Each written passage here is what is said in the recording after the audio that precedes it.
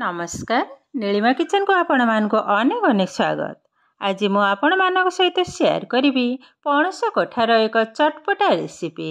यह भात रुटी जेकोन सहित मध्य खाई परिबे। तेबे वीडियो को स्किप न करी फुल देखंतु। आशा करुछि वीडियोटी आपण मानक बहुत पसंद आसीबो। तेबे आरंभ करिबा आज रे चटपटा रेसिपी। मु एठी देखंतु गोटे मीडियम साइज रो पणस कठा नैछि।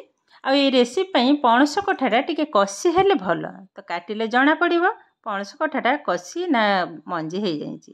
तेबे मोर ये अधा ही दरकार भल भाव आग काटि नबा। एबे देखंतु पणस कठा को मध्य मु काटि नैछि 2-3 थर भल भाव परिष्कार भाव धोई नैछि। एबे हाकु सिझै नबा तो कड़ाई रे टिके टाइम लागिबो। प्रेशर कुकर रे सिझै नबा गोटे सीटी पड़िबा पर्यंत। एबे पणस कठा को कुकर रे रखी नेले देदेबा पानी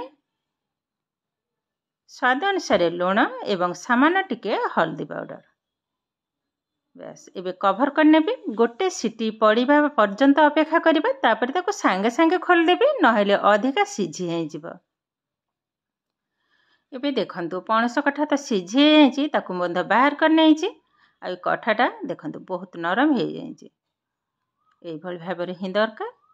एबे टिके भांगी नबा तो जल्दी ही ठंडा हे जिवो। एई भल भाव रे चामच साहाय्य आग भांगी नबा। एठी देखंतु मु गोटे गिना रे 50 ग्राम मुग डाली ताको घंटे आगरु बतुरे रखिथिले। भल भाव रे नरम हेछि मुग डालीटा। एबे हाकु परिष्कार भाव रे 2-3 थर धोई नेबे। पानीटा चेंज कर नबा तापरे बाटिबा।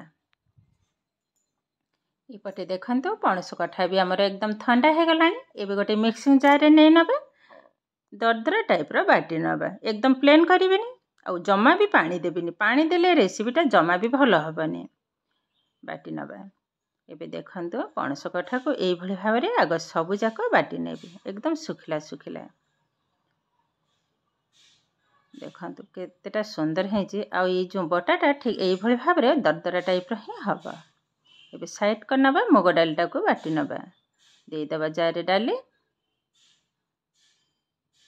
एबे दबा किछि धनिया पत्र कंचा लंका मोठी 4टा कंचा लंका नैछि ताको चुन चुनी करी पकाइले। एबे दे दबा अदाटा को मध्य छेची नैथिले। एबे चिकन भाव रे बाटी नबा। देखंतु डालटा को मध्य भल भाव रे बाटी नैछि। से पणस कठा बटा ऊपर सब जाक ढाली नेबे। आधरे आ लुण मु पकेइबिनी जेहेतु कठा सिझेला बेले मु लुण पकेइथिले। आ किछि भी मसला पकेइबिनी लुण भी पकेइबिनी। भल भाव रे सब जाक मिसै नबा। डाली एवं पणस कठा जेमती भल भाव रे ही मिसी जिवो। बस ए मिश्रणटा रेडी हे गलानी। एबे कोन करबा देखंतु हाथ रे अल्प टिके मु तेल लगै नउछि। भल भाव रे लगै नेबे। एबे आधरो बॉल आकार रे नै नबा। टिके बड़ साइज रो भल भाव रे गोल कर नबा। आग दी हाथ साहाय्य रे गोल कर नेबे। टिके डेंगा टाइप रो करिवे। तापरे चेपटा कर नबा। देखंतु भल भाव रे साइज कर नबा जेमती टिके भी न फाटिबो। मुग डालीटा दबा कारण छाणीला बेले बा भाजिला बेले जमा भी फाटिबोनी। भल भाव रे एई भल भाव रे गोटे शेप दे दबा। मझी रे टिके कणा कणा एकदम मझी रे न टिके साइड रे। बस दी साइड रे भल भाव रे आंगुठी साहाय्य रे कणा कर नेले। देखंतु केते सुंदर देखाउछि। ये तो रेडी हे गलानी बहुत सुंदर हेछि। तो एई भली भाव रे सबु जाक पणस कठार मु शेप दे देछि। देखंतु केतेटा सुंदर हेछि देखिबा को। एबे आरंभ करिबा रसे गैस ऑन करी बसि नेछि गोटे पैन। दे दबा तेल। तेल टिके अधिका ही पकेइली। तेलटा भल भाव रे गरम हबा दरकार। एबे तेलटा तो गरम हे गलानी। एबे गोटी गोटी करी पणस कठा को ए भली भाव रे भाजी नबा। एका थरे सब भाजी हबनी अल्प अल्प भाजीबे। भल भाव रे ब्राउन कलर होला पर्यंत भाजीबा। एबे गैस रो फ्लेम को मीडियम रे ही रखिबा नहले ऊपर पड़ी हे जिवो भीतर जमा भी हबनी। 2-3 थर एई भली भाव रे तळ ऊपर करनेबे एकदम नाली हवा पर्यंत भाजीबा। आ गोटे पकेइ नेबी साइड टिके फांका अछि। बस भल भाव रे किंतु भाजी नेबी। आग कलर भी धीरे धीरे देखंतु चेंज हे गलानी। तो यही पणस कठार आज जो चटपटाटा मु रोषे करी यह आलू पकई तरकारी भी करें ना सेमती ही चटपटा रोषे करें। तो पणस कठा सरिबा आगरू थरे हेले भी पणस कठार ये रेसिपी तैयारी करी निजे खाइबा सहित अन्य मानक खुआबी देखिए समस्ते बहुत खुशी हो जिवे। तो ये भाव में आग सबू जाक भाजी ने तो किसी पकई ने देखु केतेटा सुंदर देखा बहुत अल्प समय भितर भजा आम रेडी हो गला। तो ये भाव में सबू जाक भाजी नहीं कौन करवा से जो पैन रे तेल अच्छी आउ तेल पकईबेनि एबे देदेबा कला जीरा सामान्य टिके हेंग गोटे टमाटो तादर मंजी मु बाहर कर नहीं देदेबा कंचा लंका टिके गोले ने एबे गैस रो फ्लेम को एकदम लो रे ही रखिबा। तेलटा अधिका ताती है देदेले हल्दी पाउडर रेड चिली पाउडर एबे भल भाव में सब जाक मिसई नबा। एबे आधे देदेबा गोटे चामच सोया सॉस आ टिके गोले ने एबे देदेबा टमाटो सॉस 3 ରୁ 4 टेबल स्पून पकई नबा। एबे दबा गोटे टेबल स्पून चिली सॉस बेस भल भाव में मिसई नबा।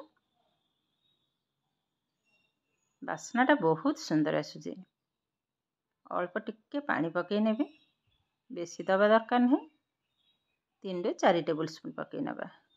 बेस एति भल भाव में गोले ने देदेबा लुण लुणटा केवल ये मसला ही पकईबी ऑलरेडी पणस कठारे तो लुण अच्छे देखो अल्प पकई ने भल भाव में गोले ने टिके फुटवा पर्यंत 2 ରୁ 3 मिनिट अपेक्षा करवा।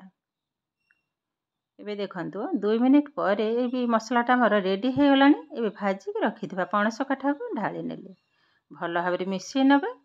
ये मिसई गला पर किंतु हमर रेडी हो जिबा या बेसी भी हवा दरकार नहीं ऑलरेडी हमर हो गलानी भल भाव में गोले नहीं। एबे लास्ट पकई नबा किछि कटा होइथबा धनिया पत्र बस एबे गैस टा को बंद कर नबा आ टिके गोले नेबे।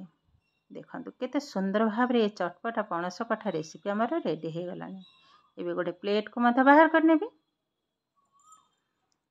देखंतु केतेटा सुंदर है बहुत किंतु सुंदर है खाइबा को बहुत सुंदर लगे भात रुटी परोटा जेकोन सहित मत खाई परिबे। सब जाक बाहर कर नहीं केतेटा सुंदर देखा देखो यार कलरटा भी बहुत सुंदर आसुचे आ खाइबा को बहुत माने टेस्ट। ये देखंतु केते सुंदर भाव में पणस कठार चटपटा रेसिपी रेडी हो गलानी। यह को थरे हेले भी रोषे करी खाइबे देखिए बहुत सुंदर लगे सानठू बड़ समस्त मत बहुत पसंद आसीबो। तो ये किंतु प्रस्तुत हो गला आज पणस कठार चटपटा रेसिपी। तो आज भिडियोटी आपण मानक केमिति लागिला कमेंट करने को जमा भी भूलिबेनी। आउ जदि भिडियोटी भल लगे लाइक करेंगे आपणकर फ्रेंड्स किंबा रिलेटिव सहित शेयर करेंगे। आउ ए पर्यंत जदि मो चैनल टी को सब्सक्राइब करना तेज चैनल टी को सब्सक्राइब करेंगे।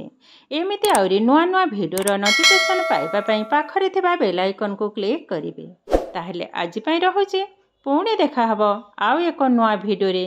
भलरे रुहंतु सुस्थ रे रुहंतु। नमस्कार।